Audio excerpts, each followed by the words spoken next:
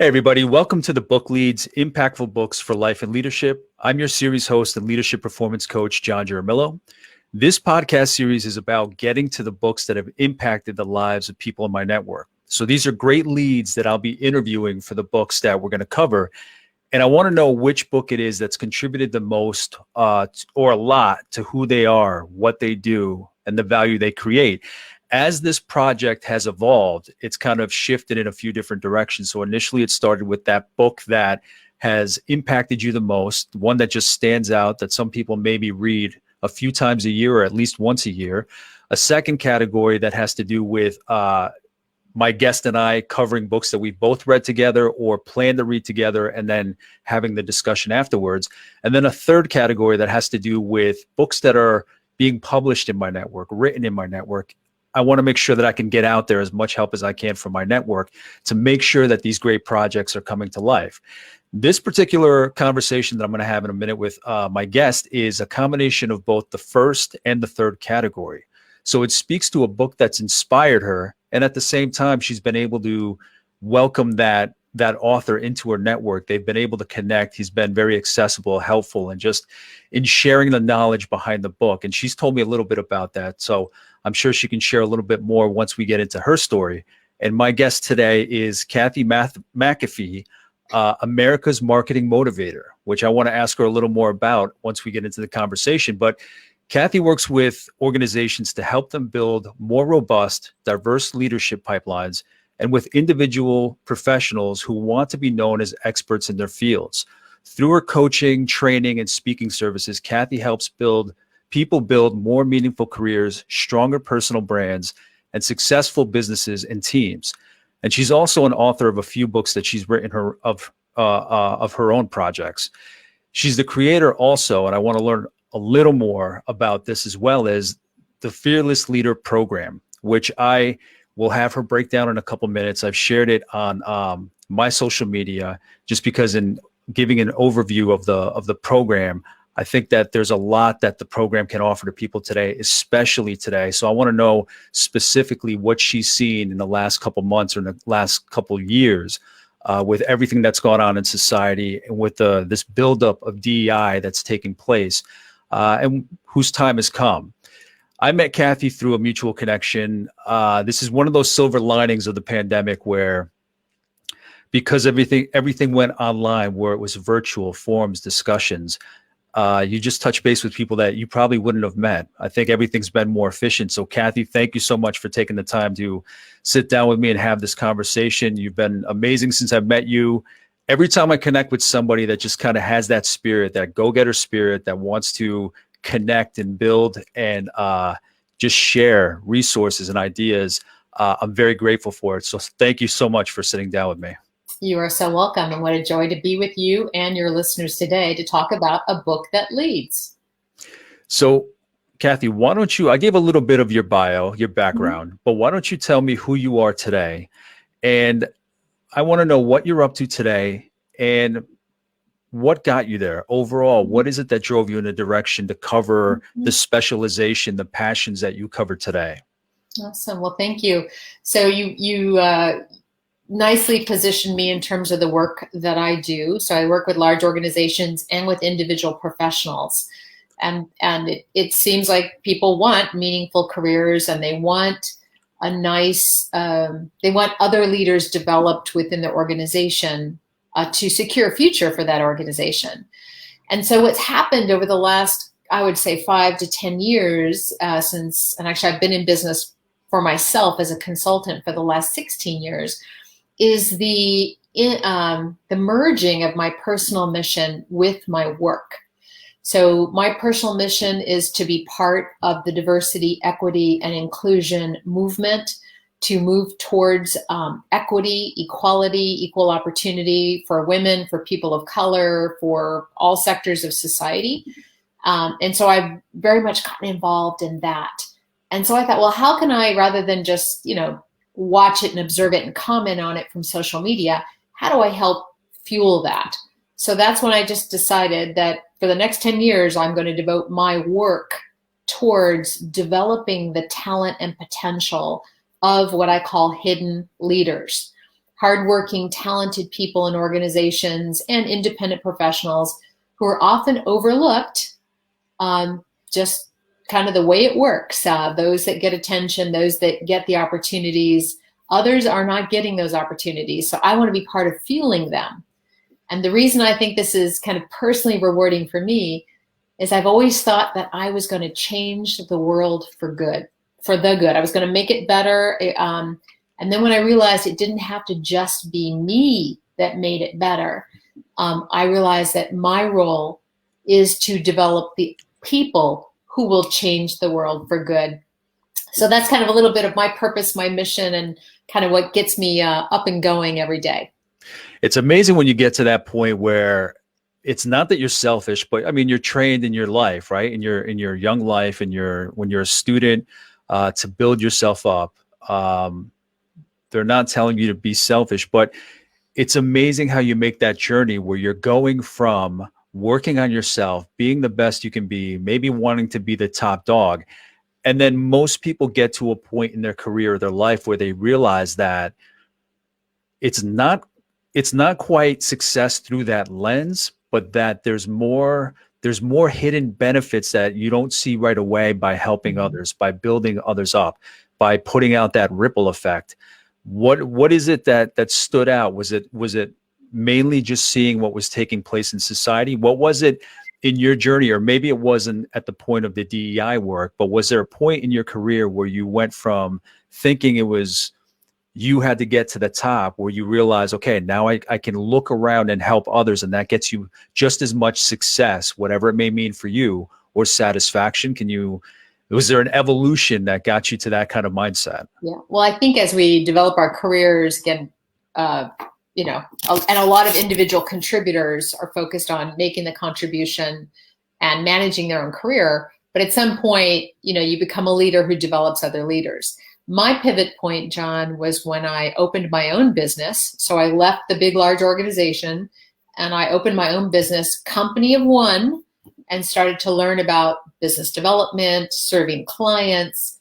And through the process of that work, I got the opportunity to work with a lot more people than I would have probably in just an organization. So that's when I realized that's what I do. I not only develop future leaders, emerging leaders, I motivate them to action. So shift from it's all about me, look at me, I want the big prize, the big corner office, to my reward became seeing those people successful. Amazing. I'm just always curious. Anytime I see that someone has had that realization, that transition from one mindset to the other, not that the former is bad, but I'm just always curious what it is that caused that evolution. So thank you for sharing that. Now, what is it that from your young life earlier, what is it that drove you into the area where you are today? Now, I know there's the evolution that you said after, you were shooting for the corporate office, but even back further, say when you were going to college, what were you driving towards at that point? What did you think was meant for you, and where you were going, what you wanted to do?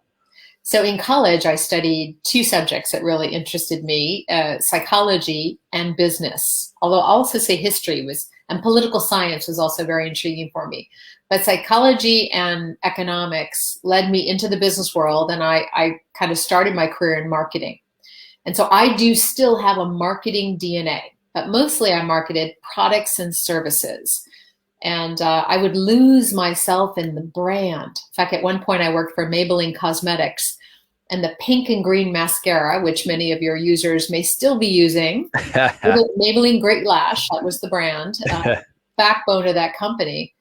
I became the pink and green person. And I did love that. I loved immersing myself in brand marketing, product marketing. But then again, that shift happened where I became more interested in people rather than products. And I found myself working with people, not just with the products. So I had to make this shift and transfer my skills between product marketing, services marketing, into the people marketing, which is really people development, if you will, human resources. So can a marketer transfer all her skills and be in HR, if you will?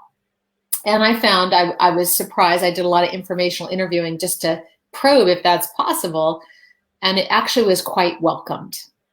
And so I laugh that, again, it's America's marketing motivator, but I don't market products and services. That's your job, right? I help the people to position themselves, to package themselves, to brand themselves, to put themselves out there in the market to be successful in their careers and their businesses. So I'm all about marketing, and it's kind of a weird phrase, marketing people. No, you're preaching to the choir, because that's the way that even my leadership coaching has evolved like that since I've started. Where when I've worked with clients, I've realized how much people know, how much they can provide, how much value they hold, and yet they don't share that at all. So my career has evolved in that way, because I went to school for marketing, went into marketing research for a little bit, but I wouldn't consider myself a marketer. But then when I was starting this work, now it's more about leadership, branding, and design.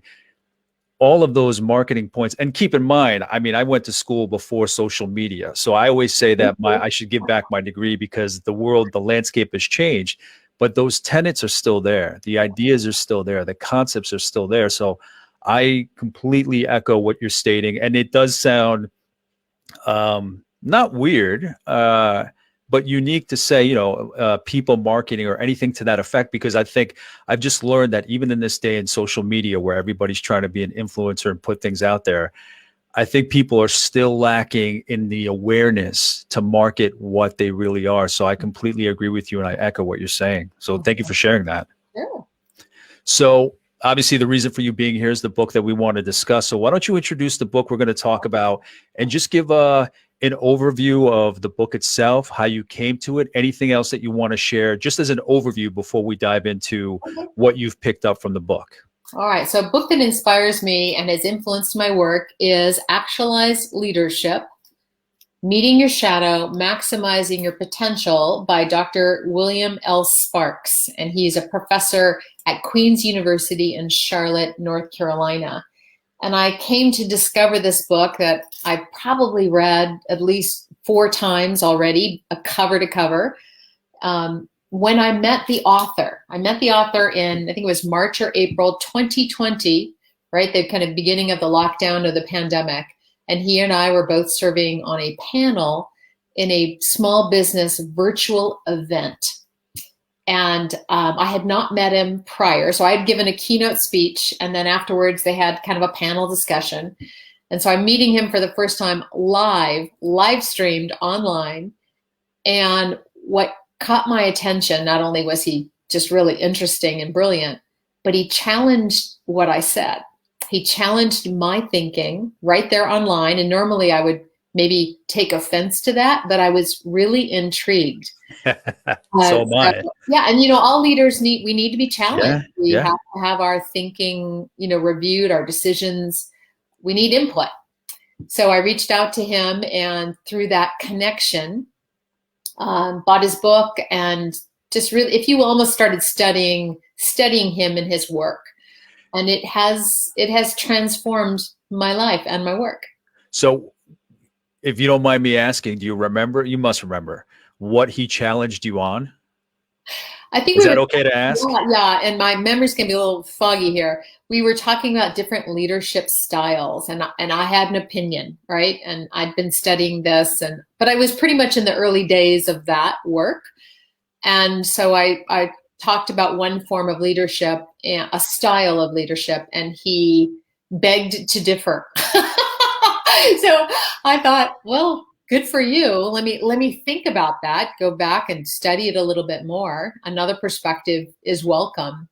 So, but I always appreciate, John, people not that say you're wrong, but people that offer me a different perspective. Yes. And then cause me to do more research, to think about it. I think that's how thought leaders evolve. It's not just what I know to be true. We have to continually be developing ourselves and getting other inputs and other ideas. So how did you, I won't dig too much deeper into that situation, that discussion or forum that you were both a part of, but do you remember what your takeaway was in terms of how your thinking evolved, how it changed, what the thinking was before that moment, and then after, where you were learning and kind of resourcing that idea to get to that new frame of mind that he was sharing with you, or the new ideas? What was the before and after? What did that look like? Well, the before was, I know it all. And the after was, ooh, there's a lot more to learn in this area. Yeah. So, so leadership development, obviously your playground too. I will tell you that it's kind of a new area for me. I have kind of worked around it. For example, my core area of expertise is communication, and also personal branding and networking or relationship building. I've got books on those topics. I have courses on those topics. I mostly coach in that area. But I wouldn't say that I'm a leadership development expert. I didn't get my degree in leadership development. I haven't been the CEO of a large organization. So I admire and defer people who have degrees and serious depth of work in leadership development. But I was really curious about it, particularly during the pandemic. Like, we're all going through this change. We think it's only going to be a 3-month deal, right? Turns out it's still going on. It's a long game, and it challenges all of us to really become more self-aware, to make decisions, to be the leaders of our lives and our careers at a very difficult time. So I became curious, in part thanks to him and his challenge, Dr. Sparks, and his book. And so it has helped to evolve my thinking about leadership and leadership development. So I'm kind of grateful for that on-air challenge. And I think we should all welcome those challenge opportunities, because it might just expand our own thoughts. Absolutely. Hey, I would say take that credit, because to me, if you're curious about something, in this example, leadership development, the discipline of leadership development, however you want to refer to it, give yourself all the credit in the world, because there may be some people that, did all the schooling, have practiced it, have consulted, but I don't know, just give yourself the credit, because to me, the curiosity, the ongoing curiosity, the ongoing desire to learn more, the ongoing desire to network with people that are in that field or even write about it, I admire that, just because whether it's schooling or their profession, to me, the curiosity is more important. So I give you all the respect in the world for doing that. So don't take anything away from yourself and learning it, because whatever it may be, that you didn't go to school for it or you haven't practiced it for 30 years. Just, to me, that curiosity is more important. Right. And I think, again, it's on all of us to continue to develop ourselves, to make that investment of time, which, let's face it, reading a book takes time. And you might be it's more interesting and fun and instant to watch a video or to watch a movie or to scan an article.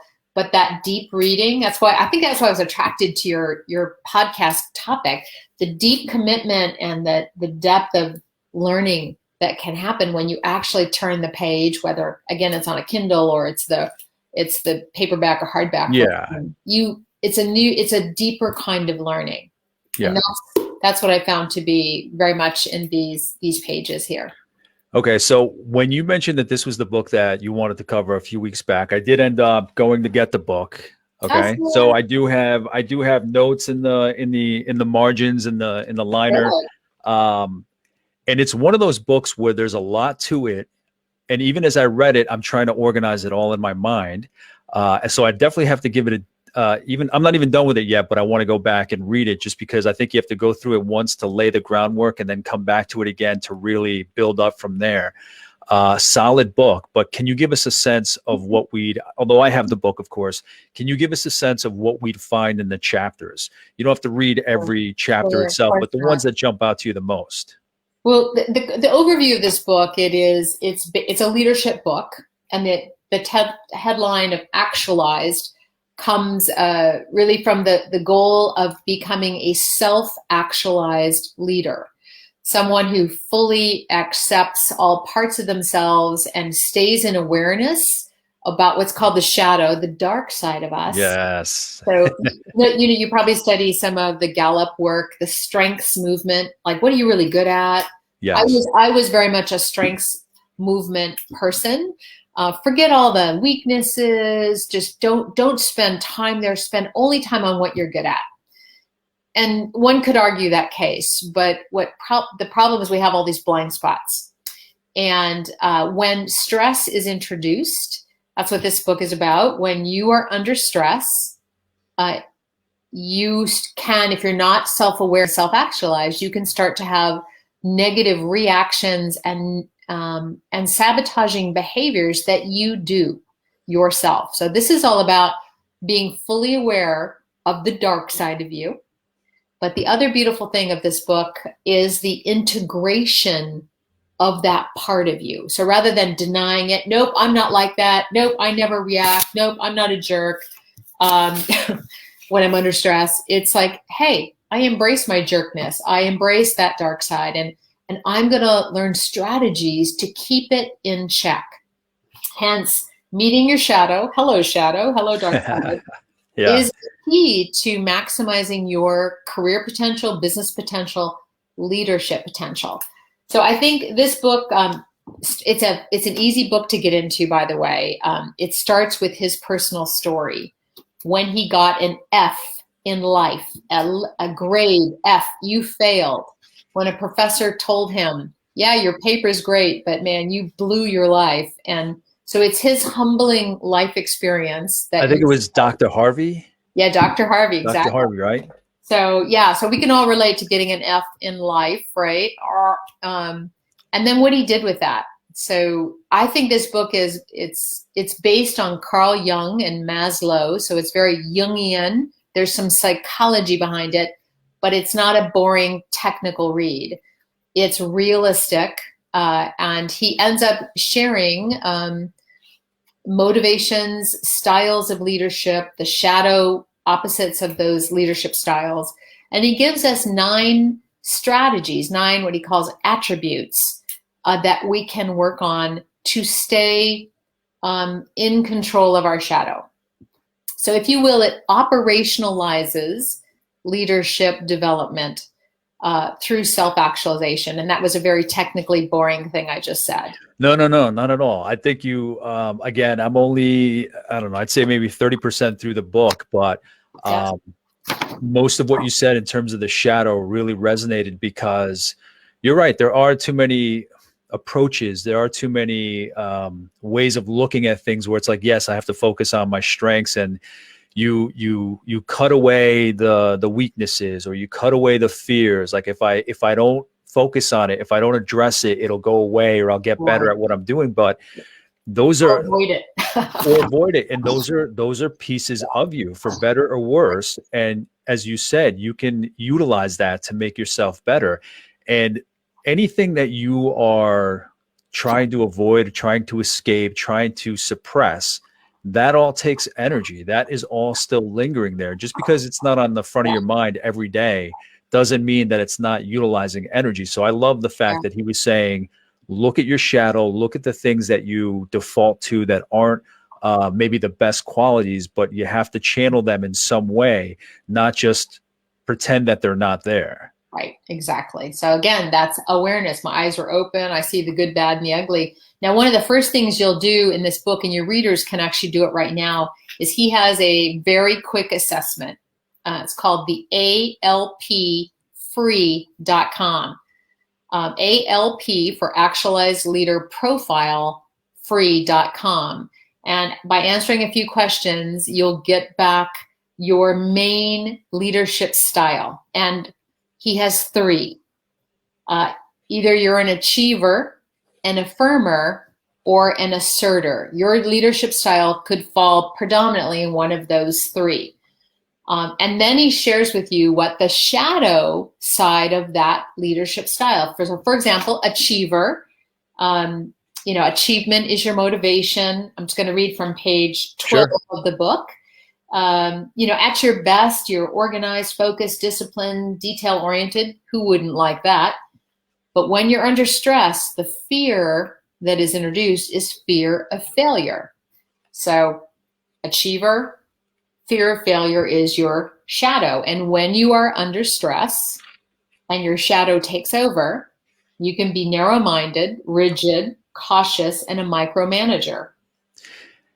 Yeah, Kathy, I That. told you I took that test and it told me I was the affirmer. Can you read the affirmer? Sure, you bet it. And we both come back as affirmers. So we want affiliation. We want connection. Probably why you're doing this podcast. We love to connect with people. So do I. At our best, we're friendly, warm, empathetic, loyal. And what we fear is rejection. Like we're trying to reach out and connect and we get rejected. And Yeah. when we're rejected or we're worried about being rejected, we can become anxious, conflict avoidant, naive, and very accommodating. And I just, again, that seems so obvious. I don't know if it was it obvious for you, John? Did I go, yeah, that's me? Yeah, most of those, even the shadow. It was kind of like, oh, there it is in writing. Like I can actually see those attributes. So it's kind of like, really? And then in the end, it was like, okay, more or less, you and I are affirmers, and in each of those factors you listed, whether on the good side or the shadow side, we're going to vary in how we are, each of us. We may not look the same in terms of how we present those, but I think those were pretty spot on. Right, exactly. And then the last one is the asserter. And the motivation for the asserter is power, right? And there are a lot of asserters. Doesn't mean they're bad people, but they like to be in charge, right? And so they tend to be very candid, very decisive, very rational, and very strategic when they're at their best. But under stress, their shadow arises, and what they fear is betrayal. So an asserter wanting power fears betrayal. And how does that manifest, that shadow, when it takes over? Controlling, arrogant, blunt, condescending. And let me tell you, as you're reading through that section and he gives you these different profiles and you see like, the good attributes and then the shadow side of it, you see yourself, obviously, maybe you take the assessment so you know where you fall, right? But then you start thinking about, okay, how about bosses or leaders that I've had in the past? How about coworkers that I know? And you start thinking about how they may fall into these different categories. And it opens people's minds up when they see it. Like anything else, when you see it written down on paper, when you see it written down in force in front of you, that's when it kind of calls you to confront it and think about it. So I may have thought all those things on the shadow side, but as soon as you see it on paper, what you take away is much different than just, it occurring to you every so often. That collection of words on the paper was very strong. Excellent. And it's easier. I also think my first go-to was, oh, I know so-and-so, they're an asserter, so-and-so, they're a achiever. Yeah, it was easier to identify other people's styles and shadows than actually to look inside and go, uh-oh. Because believe me, I definitely have an achiever side of me, and I have an asserter side. Yeah. So we may be a compilation of all of these, but the alpfree.com assessment, which it is free, will give you kind of your dominant one. And you might even want to take it a few times. Dr. Sparks offers a fuller assessment. You have to pay for it, obviously, and it will give you much more information because we're all unique and different.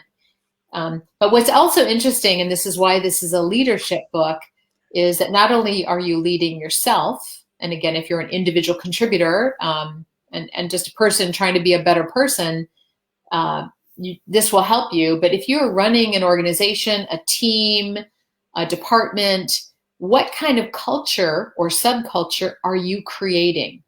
So your leadership shadow, your style and your shadow kind of will start to point to the kind of culture that you could be developing knowingly or unknowingly. Yeah. That's always good to go, why are my people so detached? Why is there so much drama in my organization? Hey, take a look at yourself. You might be actually causing that culture because you're unaware of your shadow and how you behave under stress. Yeah, that's I think that was one of I think a lot of self-help books, leadership books, development books, growth books, anything that has to do with building yourself up. I think a lot of it, anytime that there's an opportunity to look within, like really look within, especially at what might not be working out, but what you don't see. I like anytime a book points out, okay, first of all, it starts with you. There are circumstances out there, but in the end, the way that you take things away, the way that you build things up and lay down foundations is about you and what you bring to that situation. So I love the fact that it points out you have to think about you first. It starts with you. It may sound like common sense because it's a leadership book, but I think people underestimate how much self-awareness really goes into leadership. I think people are surprised when the work that I do with them has a lot to do with self-assessment. A lot of them are very much, just tell me what to do, tell me what to tell people, tell me what to show people. It's like, no, like you need to go and dig into who you are and then bring that out. To me, leadership is communication of just who you are, mixed in with what the environment needs, the work, the people, but it's communicating who you are. And I imagine you've had clients, John, that have kind of a little been afraid to look inside. Like, oh, we don't unpack that box. No, that's closed. Yeah. That's private. Yeah. Yeah. But that is the work of leadership. It's developing and working on yourself so that you can then more effectively lead other people and organizations through the good times and the bad times. Yeah. So Kathy, what did you take away from this book in terms of the lessons, what you learned, how it broke down its lessons? Yeah. What specifically were your major takeaways from the book, and how did you implement that, incorporate it into your life? Well, I incorporated a couple ways. For me personally, and my leading myself, there's a couple of those 9 attributes that have really been meaningful to me. One of the attributes is candid, being candid. Because as an affirmer, a people pleaser, wanting to have people accept me, I often will not speak the truth or, the whole truth. I won't be candid with people. I'll say nice things. And so that courage to be candid without being rude. Yeah. It's literally, I think it's my theme for this year. And I've started using the phrase, may I be candid with you. Okay. John, just last week I was on a webinar, and it was really interesting. Hundreds of people were on the call, really interesting topic. And then at the end, they invited us to stick around and join some networking groups and get to know each other in small groups. So I said, as an affirmer, why not? I love to do that. So I ended up in a room with 6 people. And then the weirdest thing happened. One of those 6 people just started being so negative and started bashing the millennial generation. And there I am in this group that I don't even know, and he's really being offensive and nobody's saying anything. And then I was trying to redirect him and he wouldn't go there. He was just hell-bent on destroying a whole, reputation of young people and young professionals all over the globe based on his experience with his 5 children, I guess. So I just had to say, I said these words, I said, I need to be candid with you. This conversation is getting very unproductive and a little bit offensive, and I think we should change the topic. And then within 2 seconds, poof, he hung up and he was offline. And I was about to ask what his response was. I know. I was kind of shocked. I thought he was going to be more combative. And I was shaking. I got to tell you, I was just like not visible. I could feel inside my heart rate was increasing, but I was so proud of myself, John, for saying what needed to be said and saying it calmly and without being mean. I need to be candid with you. May I be candid? This is counterproductive. Let's change topics. And I will tell you, I went on. I'm very grateful for this person, by the way, who caused this ruckus, because I ended up writing a blog to process, and I process my thoughts on this whole thing that happened. And my blog is called Ageless Conversations. And apparently, I'm not the only one that has run into a situation like that. So yeah. Being candid. So this book actually changed my experience, my behavior in a real life situation. Thank you, Actualize Leadership. Thank you, Dr. Sparks. The other thing I will tell you is that I have decided to take this book into my work, and I'm using it as a book club discussion in my signature program called The Fearless Leader. And so every week for 8 weeks, a group of 12 people get together. They're in this program, and we have read a chapter and we talk about it. And that had led me to actually developing a book club discussion guide. That was a lot of work. And I think every author, by the way, authors out there, especially business authors or even fiction, you need to have a books club discussion guide for your readers, because you want them to share it and talk about it with other people. At least the affirmer in me wants you to. Yeah. And I mean, it makes sense. I mean, that's kind of like what I want to do with this series is kind of, not so much is this book, can you recommend this book? Is it a good book? What do you think of it? But actually how you're going to apply those lessons. So that's a great idea to have that incorporated into the program that you have, which we'll get into in a couple minutes, but also B, creating that discussion guide.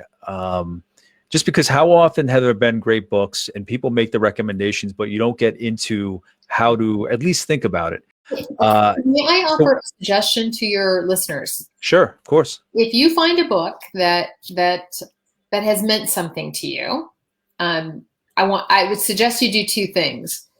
Write a review of the book and post it I post mine on Amazon. There's obviously Goodreads, there's Google, there's other places to post, but share what you have learned from this book. Does a couple things. It helps other people make a decision whether to get the book and read the book, take time with the book. And you're also doing the author a favor. So that's one of the first things I did was write a review of this book on Amazon. And then the second thing I want your readers to do is to reach out to the author. I've reached out on LinkedIn to many authors and have been able to form really important relationships and have interesting discussions. So authors are people too. In fact, I think we forget that. Yeah, we do. And they're not all of them are like rich and famous and, above it all. They're, they want to hear from their readers. They want to hear from people. They want to make connections. So reach out. I think it's a super cool thing to do. So review the books you read and reach out to the authors and make a connection. Yeah, I had that discussion with somebody else that I interviewed a few days ago where she got to meet somebody who had written a book that she admired so much. That was her go-to book, the one that we covered for this interview or for her interview. And she said, like, you could genuinely tell that telling the author how much of a difference that book made to them really impacted the author. So we may think they're kind of untouchable at a distance, maybe don't need to hear it, but any kind of appreciation for that kind of work, I think is important to let them know.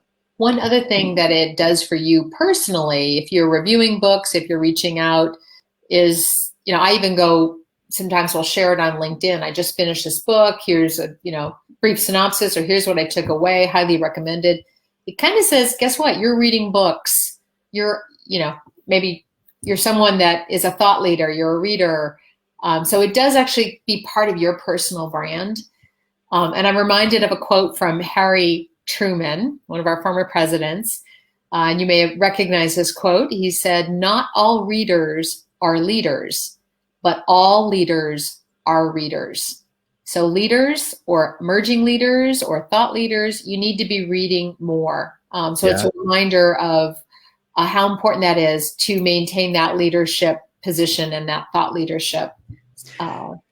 Yeah, that's one thing I've told college students as I coach them in leadership and just getting ready for their careers is it's one thing to be in school and have to read certain curriculum books that maybe you don't think apply to you. But once you're out there, start reading. Just because you don't have somebody immediately in your network whose brain you can pick, you can go online and find a book about any topic you're interested in and give it a read. So that's very important. I think that's a foundation for leadership. So that's a great point, Kathy. Let's not forget, we can also get them free through the library, digital, or we can, we don't have to buy them. Like, obviously, sometimes I think I'm a bookkeeper, John. I buy books and put them on the shelf. It's like I have too many books. It's very hard to get rid of them. But the library is an amazing resource. So let's remember that is available to us. Yeah, I always need that kind of reminder that library still exists. That it's just because it's not at the fingertips, in Amazon and whatnot. It's out there. It's amazing how much we've forgotten. Yeah. But the next question is specifically, what are your, or generally, how would you ask somebody to utilize this book? How would you express what this book is to somebody who is not in your field? A major point that I want to bring in this series is that lessons are so general that can apply across different industries. So people don't have to think that they're a leadership coach, a marketing coach, a lawyer, whatever it may be, but that they can take away lessons from these books. How would you translate that to somebody just in general?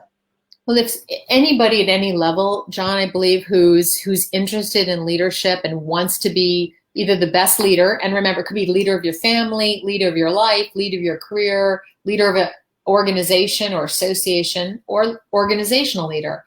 If you want to be the best leader you can be, this is a great book because it's going to make you more self-aware and self-accepting.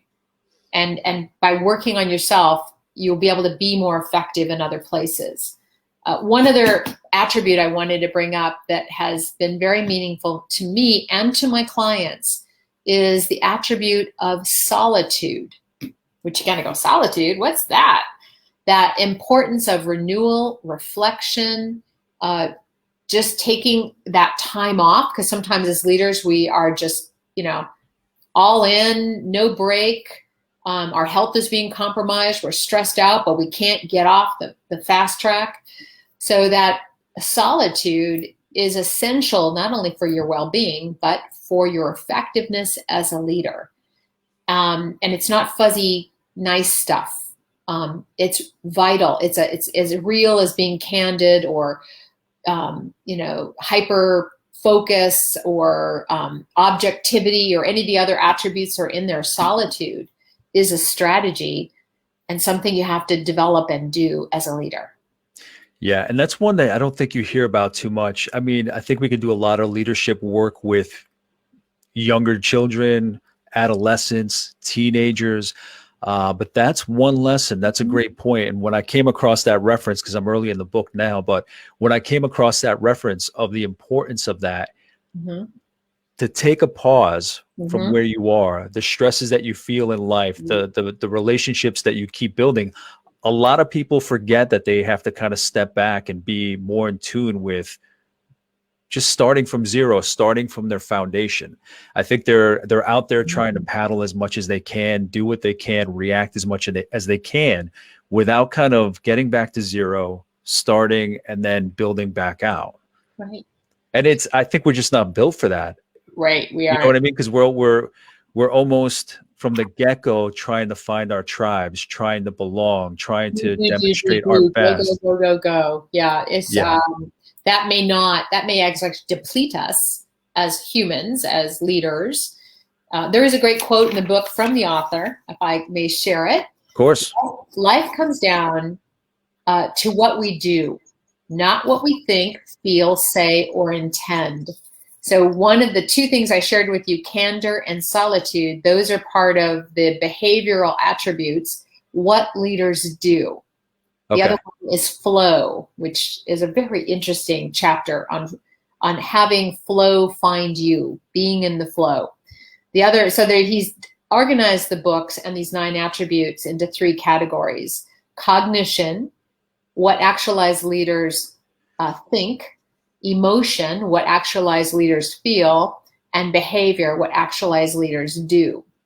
So again, 9 is a lot to study, and there's going to be a couple that just resonate with you and you're going to want to really go deep on, like I'm going deep on these 2.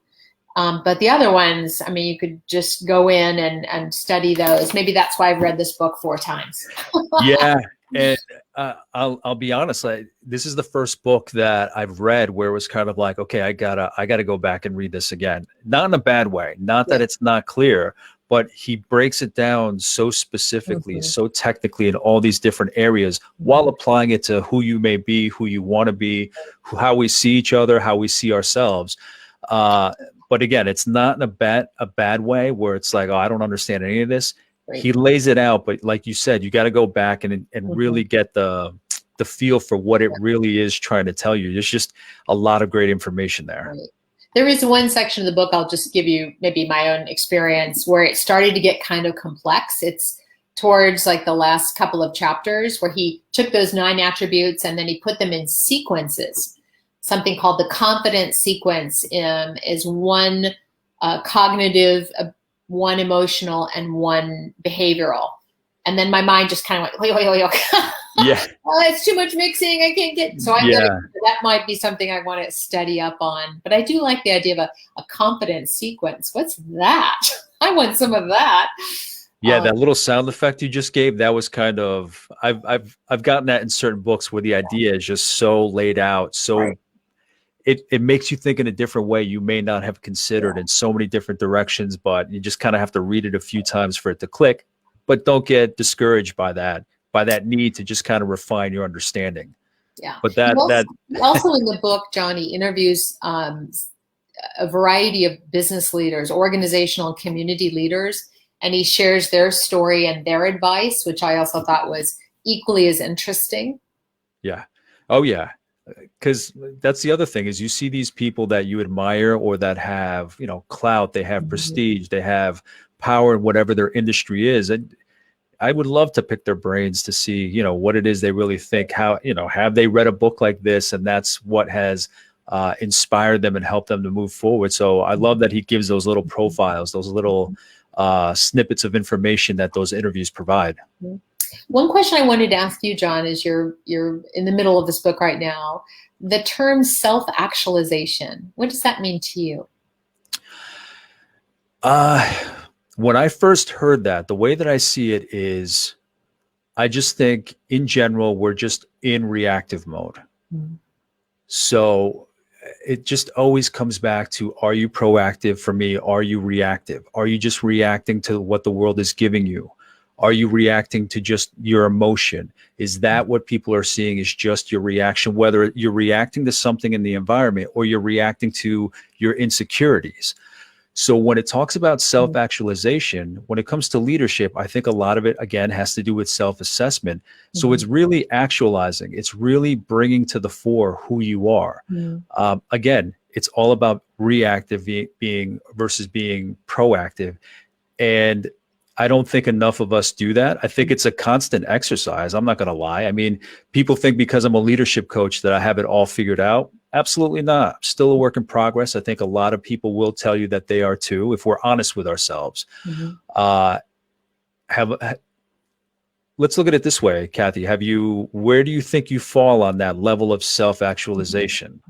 As we were talking, I was getting the image of Maslow's hierarchy of needs. The triangle where food, clothing, shelter, the basics are at the bottom, and then we start getting higher up to now we're covered with the basics. We want something more. We want something more. I believe actually that self-actualization's at the top of that triangle.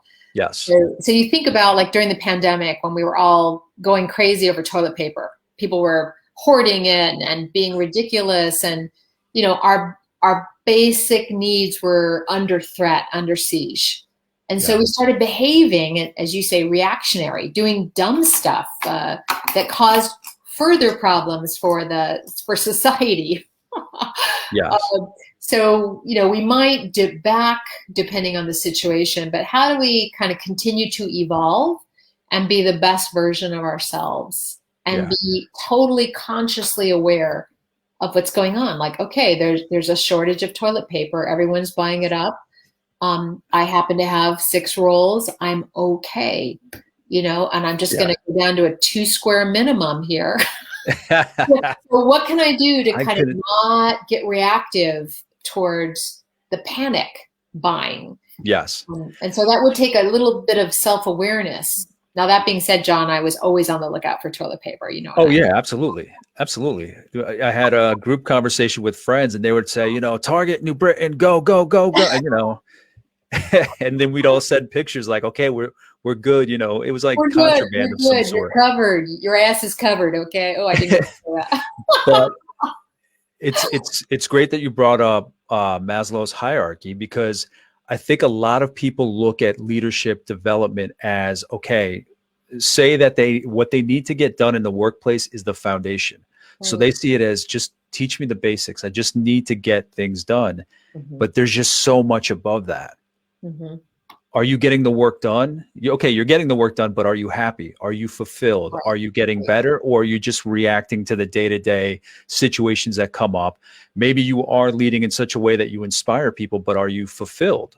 It's not just about the other people, it's about you as well. So even in the workplace, you can break down Maslow's hierarchy just based on those different things. What needs to get done, the bare bones, the security, the physical safety in the pyramid, versus, okay, a higher level of thinking. You're getting the job done, revenue's coming in, profits are coming in.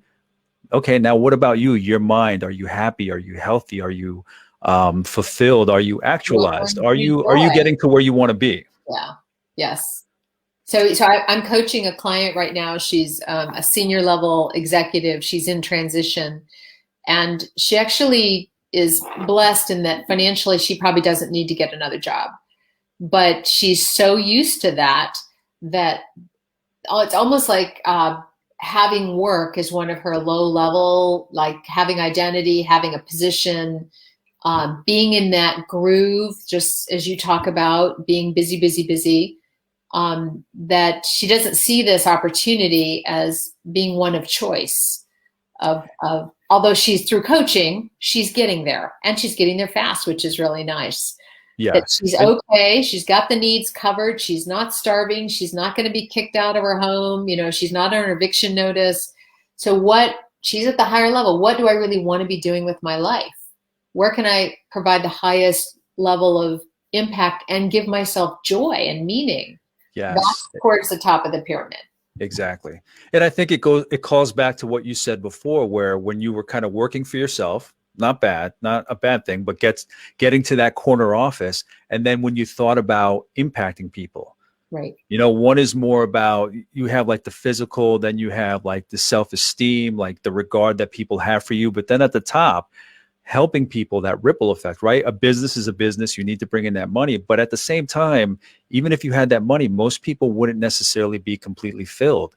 There's an additional impact that they need to make. So I think anybody can break down anything they do by that hierarchy. I mean, for me, this series is more towards the self-actualization piece. Of course, it gets me out there. I want people to see how myself and my network, how we're thinking about the topics that we're talking about. Of course, I want that.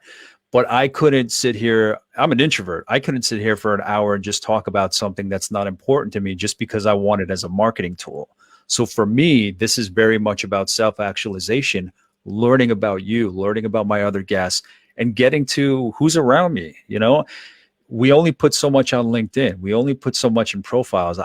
Because I'm an introvert, because I'm an affirmer, apparently, I want to learn about what people are doing, what's important to them. Because aside from that, making $1 to me, that only goes so far.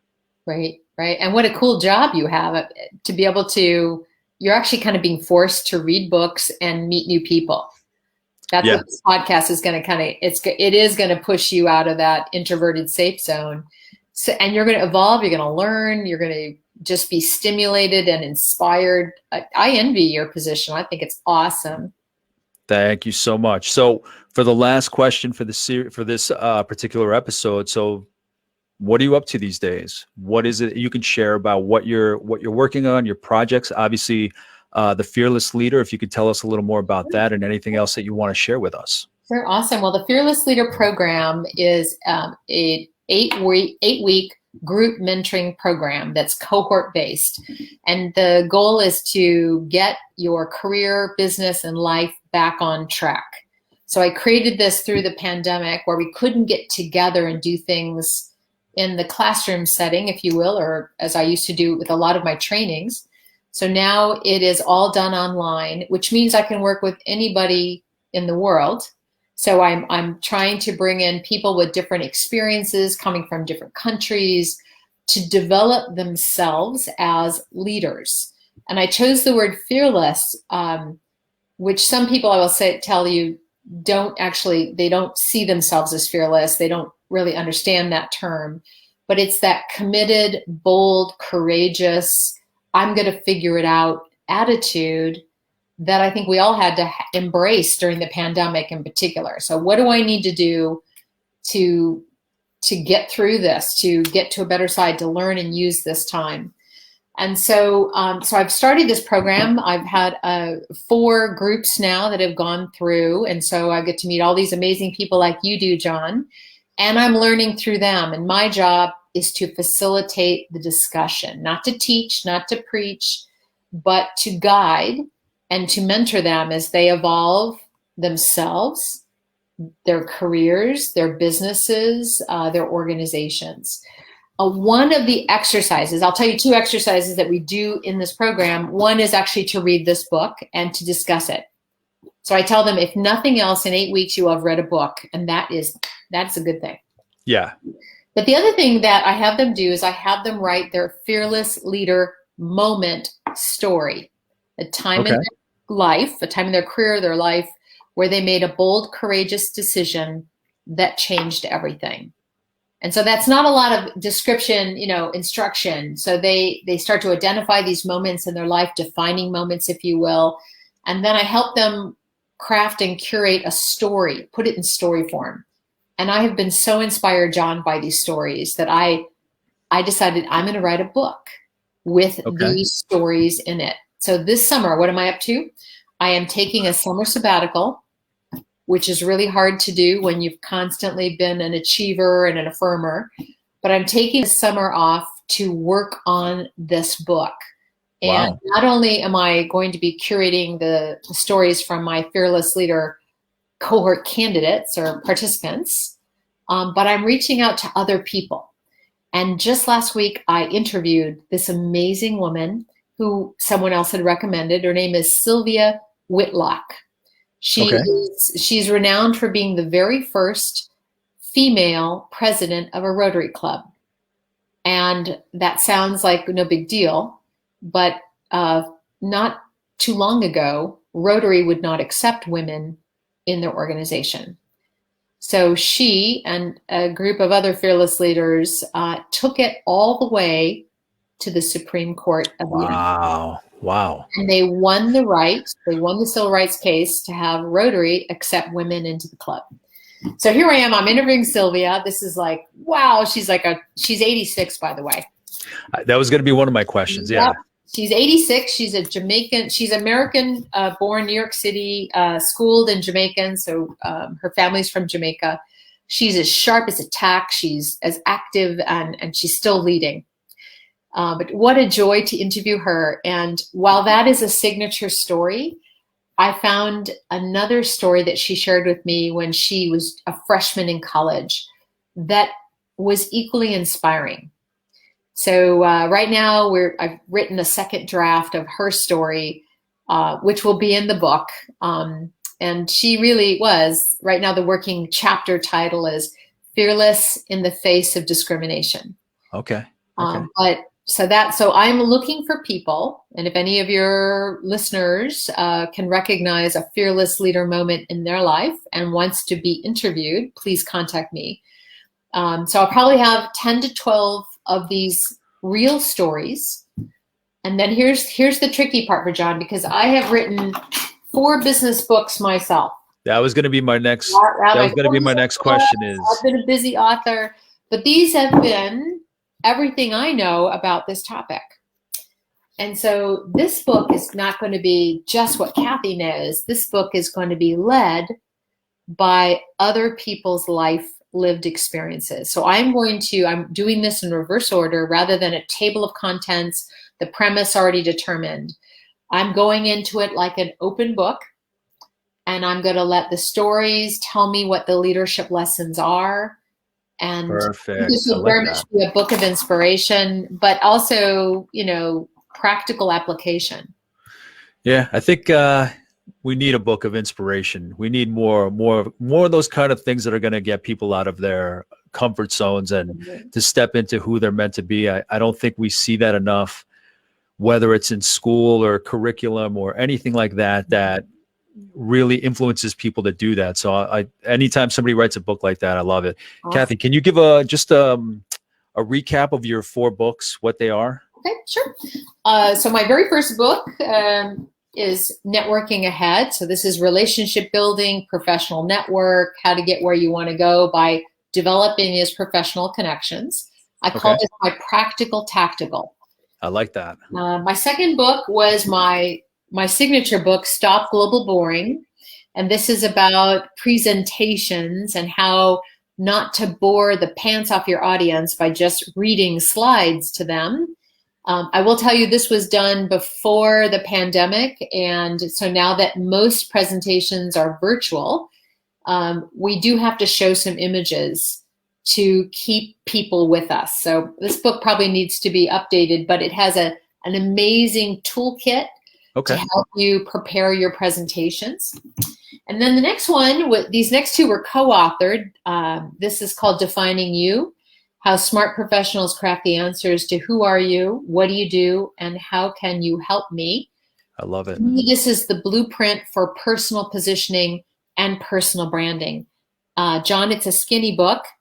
It's co-authored by Mark LeBlanc and Henry DeVries and myself. It is concentrated, and this work has really shaped my coaching in the personal branding space.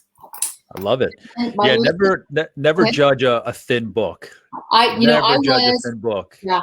was a thin book snob. Like, this isn't a real book. This is a pamphlet. No, this is a well-written, easy, accessible. You want someone to finish it, for goodness sakes. Yeah, some of the best books I've written, they look that thin, but every little word is everything is meaningful. I think a book is like a presentation. It's harder to make it short and to the point than long and wordy. Yeah. Which then leads to my next book, which is co-authored by Lisa Wallace, the performance architect, and myself, Sharpening Your Point, Winning the Battle for Communication Efficiency. Wow. So this is about fewer words, more impact, greater influence. And as your listeners can probably tell, I'm still working on my Sharpening Your Point. That's a good breadth of topics. Yeah. Across those 4 books. So communication, connection, personal branding. And so now this next book will be, it's going to be on the topic of fearless leadership. And I don't know if it will be a leadership development book. Yeah. Or a personal development book. Is it going to be more about you and your life and how you lead your life, or will it be more, what do I do in my job? How do I lead my organization? Yeah, but it may be both, because I've always been under the understanding, or just my perception, that one blends into the other. When somebody walks into the workplace, I don't think who they are stops unless they force it to. So I think a lot of those can integrate. So I tend to see one that impacts or is written for one area can definitely impact another. So that's important. Thank you for that strategic encouragement. Hey, I'm just calling it how I see it. And I will send you a copy. And I know I've asked you, John, if you have a fearless leader moment story that comes to life, I would love to hear that story and curate it with you and consider putting it in the book if that intrigues you. Definitely. Nice. It gets you thinking about your own life. So I'll definitely keep that in mind. And definitely reach out on social media if there's anything you want me to share in terms of getting people, the types of stories, or however you want to put it. I'll definitely share it, just so that people in my network can kind of trickle into your network and get on that page if it works out. Oh, I love that, on that page. That's a nice book reference. Don't forget, you heard it here first.